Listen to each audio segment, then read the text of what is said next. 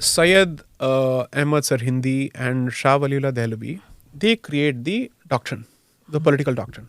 Now it needs to be actioned and implemented.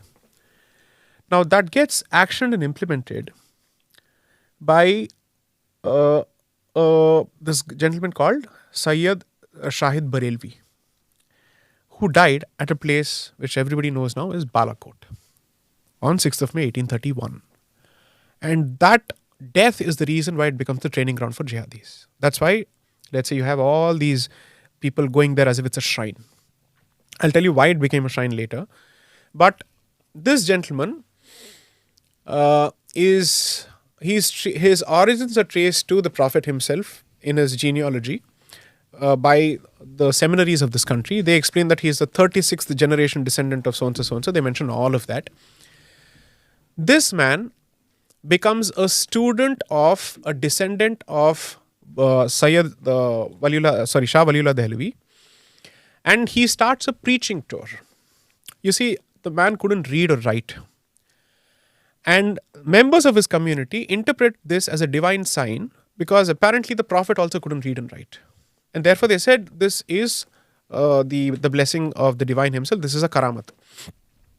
And so he starts his preaching tours and he effectively puts into action Dehlavi's vision on the ground. He goes to Ghazni and he pays his respects to Mahmud of Ghazni. He goes and stays. He goes and stays there, pays his respect at the mausoleum of Ghazni, and they are not even connected.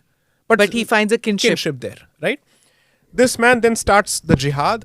He believes that the only way that we can action this is by bringing back the implementation of the doctrine of jihad, which is an essential element of establishment of political Islam.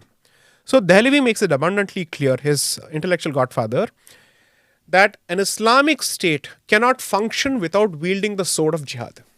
It needs that because it creates the way, it clears the path. So Barelvi also carries swords on his person so that he sends a message to his followers that militarization of the Muslim community is essential. All of this happens. So jihad has been around for such a long period. Now the most modern, educated, sophisticated exponent of the centrality of jihad is Maulana Abul Kalam Azad, the first education minister of this country, who was a Wahhabi. And that I've explained in the book.